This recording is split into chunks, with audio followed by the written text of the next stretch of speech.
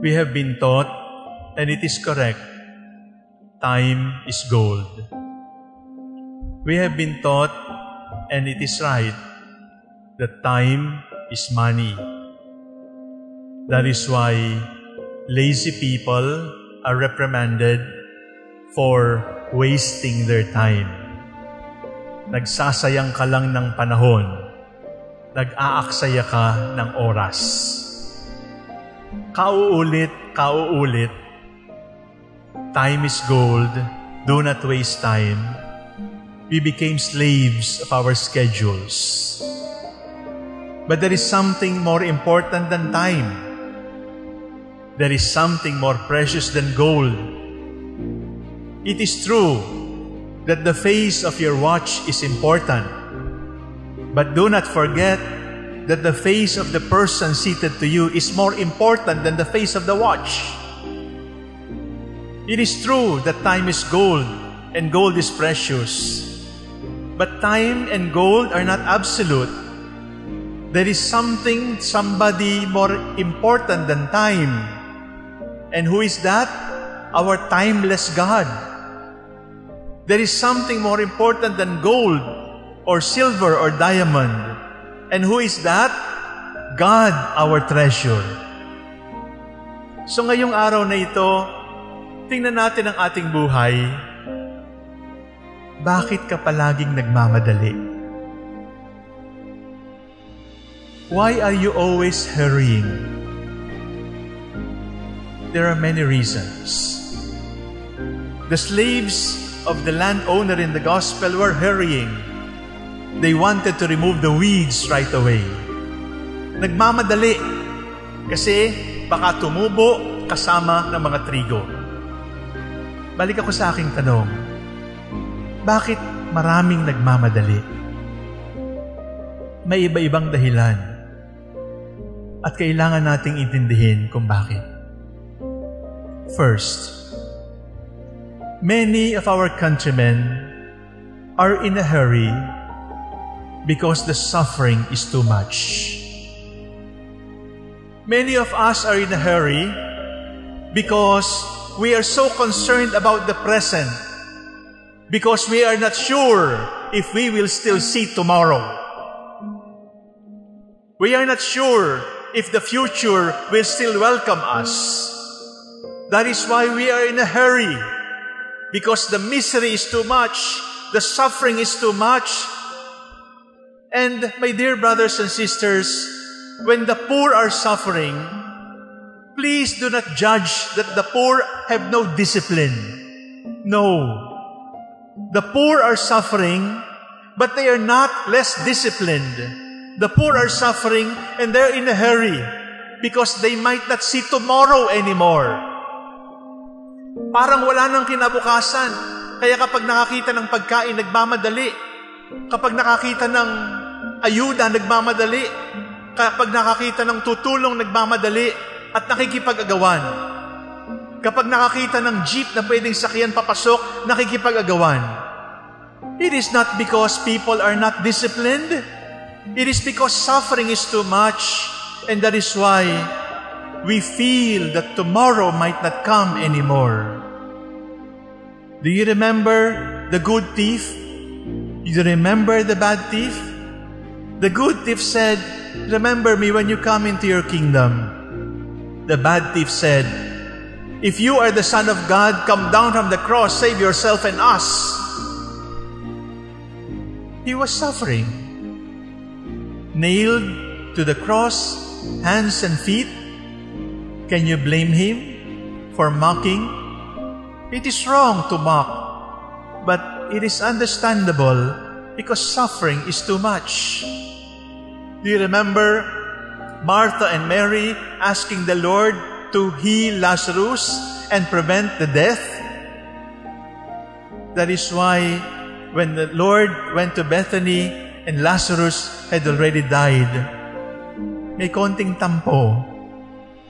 Bakit di ka dumating sa tamang panahon? The first reason why we are in a hurry is because there is too much suffering.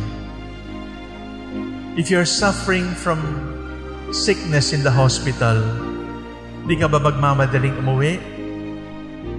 Kung nagugutom ka, nakakita ka ng pagkain, di ka ba magmamadaling kumain? Konting unawa, a little compassion for the sufferings of one another, because that could be a reason why we are in a hurry. And then you're going to ask me, but some people are not suffering. Why are they in a hurry? Iba yun. Ang pangalawang dahilan kung bakit nagmamadali ay sapagkat hindi ka na mahal. If I am always in a hurry with you, it could be because love is gone or love has diminished. Because love and hurrying up are incompatible. Sapagkat ang isang taong nagmamahal ay marunong maghintay kahit habang panahon. Real love is patient. Real love is kind. Real love waits. Saint Paul says, love is patient. If love is patient, love can wait. If love is absent, we become impatient. That is simple. If we are always in a hurry, if we are always rushing, could it be because love is gone or love is diminished, and that is why we no longer enjoy the presence of the loved one? People who love will enjoy timelessness. People who are in love will not look at the face of the watch, because the face of the beloved is sweeter than the face of our wristwatch. It is more pleasing to look at the face of your loved one than to look at the face of the clock. If the face of the clock has become more attractive than the face of your wife or your husband or your parents or your children, it could be because the clock is now more lovable than your husband, than your wife, than your children, than your parents. The second reason why people are in a hurry is because we are lacking in love. And the third reason why people are in a hurry is we do not believe in God anymore. Do you remember hearing, kapag may kasalanan, ko akong Diyos, sasabihin ko sa mga kidlat, tamaan niyo lahat yan, patayin niyo lahat yan. Do you remember those words? Those are godless words. Because if you believe in God, you will understand that God has always been patient with us. If you believe in God, you would understand that God has always been merciful with us. Don't tell me this is politics. This is scriptures. This is the Word of God. God has been waiting for us. And God does not like instant solutions, because God does not rush us. Yes, time is gold, but God is timeless and He's going to wait. Yes, gold is precious, but love is more precious than gold. And those who cannot understand God, God who is patient, God who waits, will become impatient with God. And some philosophers, some experts say, atheism is not the denial of God. It is not about the denial of the existence of God. Atheism is simply impatience with God.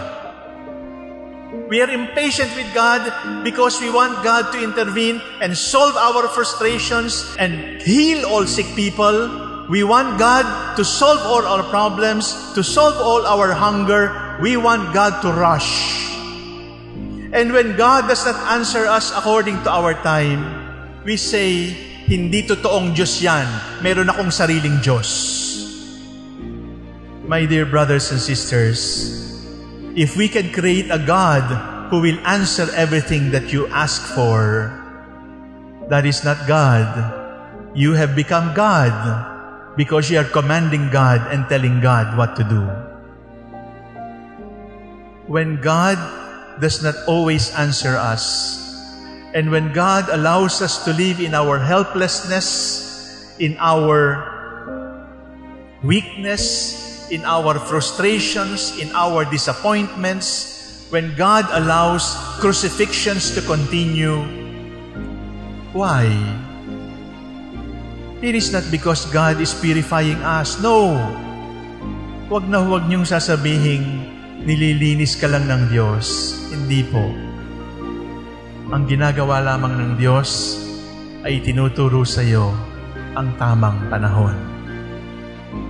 Because growth can only come from God, and growth cannot be rushed.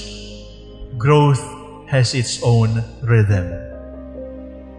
And the rhythm of growth is the rhythm of God. And when we start to walk the rhythm of God, when we start to walk the rhythm of love, then we will not hurry anymore. We will not be lazy. We will not be complacent. But we will walk in God's time, and growth will continue. Because people who have forgotten how to wait will also get stunted. Magiging unano, di na tayo lalaki. Are you still in a hurry because you're suffering too much? Put love into your suffering, and then we can take up the rhythm of the Lord. Are you still in a hurry and impatient with God? Ask God for the grace of patience even with Him. Patience with Him. Sometimes I think we are Catholics by certificate, but we have become atheists with our hopelessness. We deny God because God does not answer us according to our time. Let God be God. Let the rhythm of God be our rhythm. Let us love, let us live like the Lord, who is always with us in His timeless love for us.